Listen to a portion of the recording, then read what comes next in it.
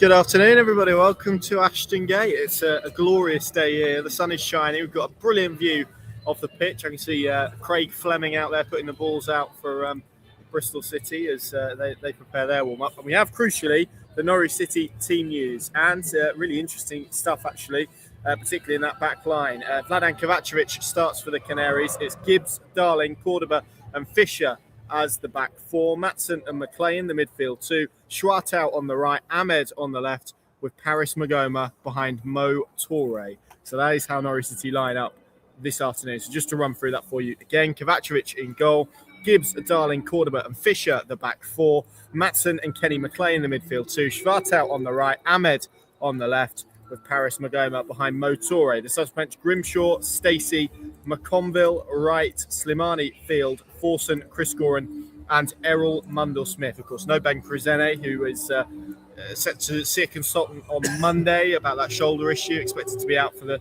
remainder of the campaign. That threw up sort of big question marks, really, about Jeffrey Schlupp. Would he be here? Would he be in the squad? Interestingly, not even made the bench, which is quite interesting given what Philippe Clement spoke about yesterday. And he said Liam Gibbs continues with that right-back berth that he took on against Charlton, and there was another game as well, I can't remember off the top of my head, that he played in there. And that is how Norwich line up there. And I guess, Paddy, let's start there with Liam Gibbs as a right-back. Interesting one, given I think the full-back issues. Norwich have had left-back issues for basically the majority of this season, so nothing new there. But it kind of felt like it was maybe set for Jeffrey Schlupp to come in and at least play some sort of role, not even on the bench this afternoon. And obviously Jack Stacey drops to the bench as well in favour of Liam Gibbs starting at right back. What do you make of that? Well, I'm just going to punch in this comment, which probably does cut to the heart of the matter with Schlupp. I mean, okay, he's fit and available now, but a little bit like Duffy, he's yesterday's man, isn't he now? So, barring a very surprising turn of events, and that, as we were discussing coming down today, we might get a bit of clarity on that before the next home game, the final home game, in terms of the out of contracts and the final decisions. Clement talked about making, over these last few games, final decisions, maybe on some players. But I think the reality is the Duffys and the Schlupps of this world aren't going to be part of it. So, yeah, that's probably a fair point. He might be fit and available and have him around the group, but Fisher should be here, hopefully Stacey should be here, and hopefully Gibbs should be here. So I guess with a view to next season, why not look at those? A little bit surprising why Gibbs over Stacey. I'm not sure necessarily what Gibbs offers that Stacey wouldn't in terms of full-back areas. But I'll go back to that answer he gave yesterday when, I put it to him about, his Derby selection, and there was a few querying that. Primarily for me, it was Toure out and Chris Gordon starting that day. And as he said, there's things that we know as coaching staff that we don't put in the public domain. And Krezene being a prime example now, they were clearly managing him to the point where he couldn't play game after game after game.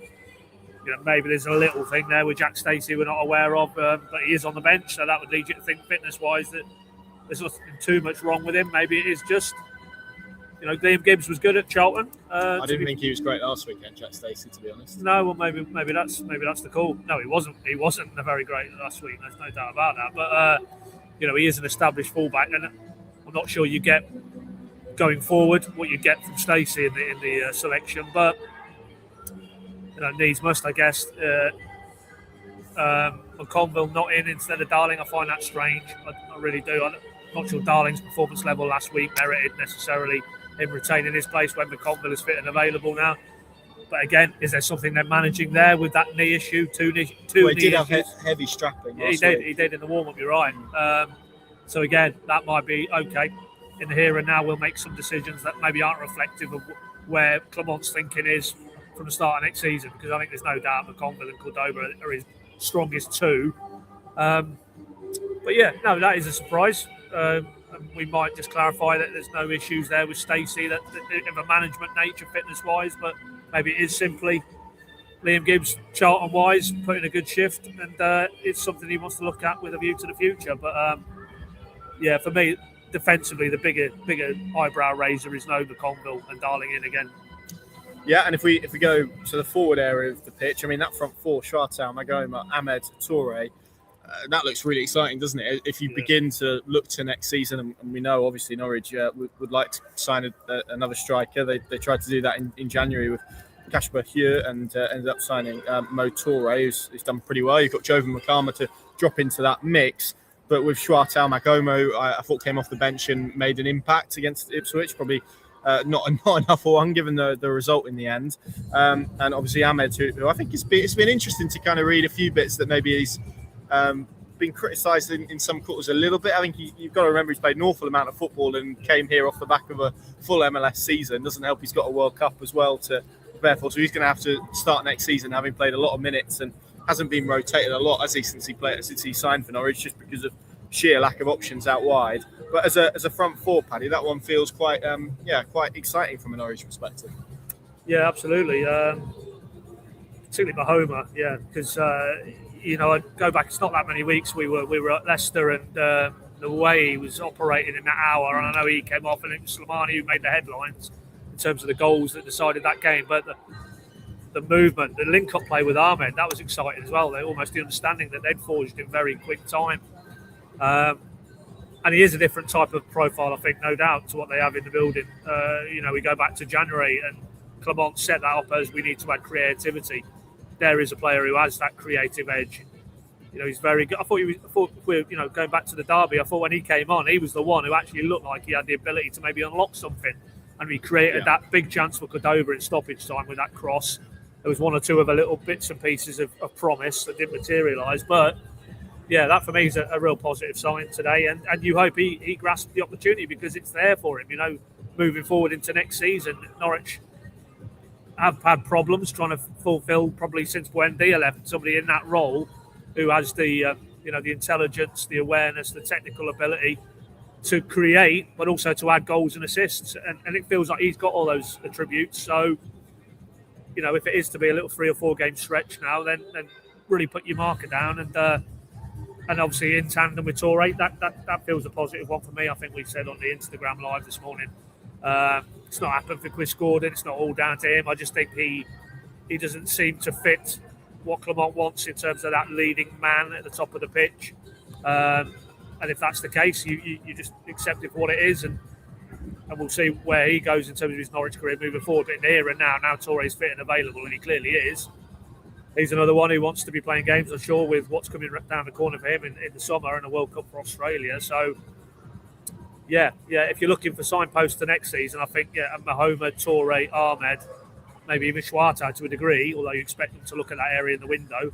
But that's a quartet who have promised to all have leading roles next season. And that is, for me now, very firmly what this is all about. Starting today, Derby, Swansea, and fulfilling the fixture list at Hull. It's really, for me, immaterial now, results. It's about individual performances with a view to next season when they obviously will look to supplement in the window. But, there's no doubt this feels like the type of game that hopefully Mahoma could really put his personality on it and show what a good player he is and has done so far in the Norwich shirt, even if you probably would question the consistency. I don't think he's been quite week in, week out when he's had an opportunity quite at the same levels. When he has been very good, he's been very good. But, his opportunity, as it is for one or two others, go and grasp it. Absolutely. Let's bring in that Bristol City team. One change for them today. Obviously, Roy Hodgson in charge has made an unbeaten start to life at Ashton Gate here, and it's certainly an eyebrow-raising appointment, wasn't it, when they got Roy in to replace Gerhard Struber. This is how they line up. They've got Vitek in goal, McCrory, Eel, Borges and Sykes at the back 4, Morsey, Randall and Knight, and midfield 3 with Sykes and Twine either side of Emil Rees. Their subbench: Thomas, Tanner, Dickey, Naylor, Urfi, Bell, Horvat, Bergsorg and Armstrong. So that's how Bristol City line up. And they've was you saying they haven't conceded a goal under Roy? They've conceded one goal under Roy Hodgson. And I think you think about his career generally, and it's always been kind of making teams solid, making them hard to beat, making them competitive, and obviously large stints in Italy and various other European nations maybe point to that, and that being the coaching philosophy. And he has stabilised things here. And that makes it, I guess, in many ways, Paddy, and we spoke about this a little bit earlier, in terms of what is the motivation if you're a player for these final 4 games. It has to come within. It'll be a little bit of what you spoke about as well, in terms of it'll be about some of these players trying to work their way into contention. And to be honest, most of those players that maybe we're looking at are on the bench this afternoon. So Forson, Wright, maybe even still an Anis Ben Slimani. Sam Field, is he trying to push for a permanent move to Norwich? There's lots of stuff there that is still to play for from an individual perspective. But games like this can bring a sense of freedom as well. So it's up to Norwich, particularly after what happened last weekend, to try and produce a response here today. Yeah, absolutely. Yeah.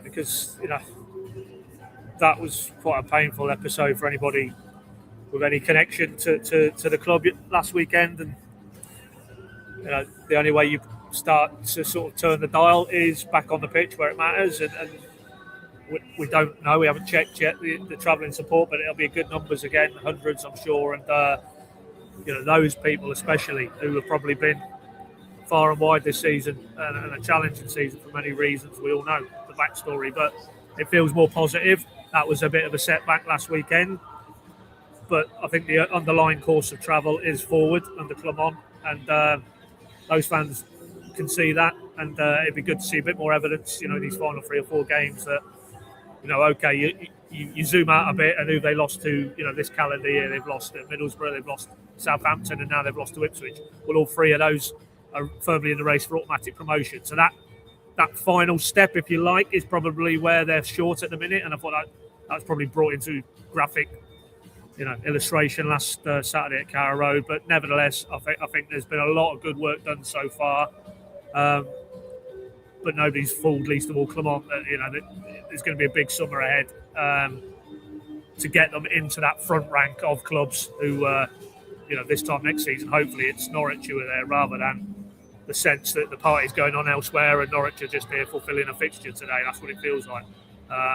But Clement has talked up that the response has been good post Saturday derby, and frustration and hurt and disappointment, all of those things. Yes, they've felt that, but that they've trained hard, they've trained well, and the focus is back. So, the words sound encouraging, but, let's see today against a team who clearly had a little upturn under Roy Hodgson, and maybe you could argue they have similarly not a huge amount to play for, but nevertheless they are on a bit of an upward curve. So it's probably going to be a good test today, I think, of where this group are collectively now, this Norwich group. Is it that they've got themselves up for those Millwall and kind of Ipswich games, which felt quite big on many levels for different reasons, and then it's just that the rest of it is a bit like the air's gone out of the balloon a bit. I hope that's not the case, but that's my fear, and we'll see in short order where the intensity levels are when it isn't a derby to get motivated for, or it isn't going to Millwall who are banging the race as well. So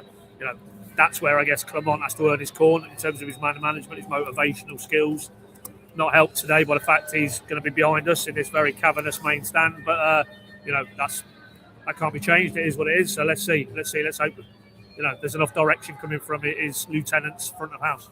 Yeah, I mean, I was just going to try and map that out for people. So we are effectively at the front with 5 rows from the front of this stand. You may be able to see right at the back there where those kind of hanging lights are. That is where all of the TV cameras and where subsequently Norwich City's analysts will be positioned this afternoon, and where we're expecting Philippe Clement to be positioned. The mechanics, and we've just experienced this because we've just come from the lower part of the stand to the upper, it's not the easiest way to get through. There are kind of doors that you need someone with a badge to buzz you through on, and there's lifts and stairs that you need to navigate, and actually obviously clearly lots of fans are going to be in this stand as well. He's then got to get all the way back down effectively from where we've come from the press area, to get back down the long tunnel. It's not easy, no. It's worth saying, and whether this will sort of come into play, but where the director sat is actually in the lower tier, so whether he ends up down there, and that might be slightly easier from a mechanical perspective, we will see. But that is basically the challenges that he's got to navigate today, obviously being banned from the touchline.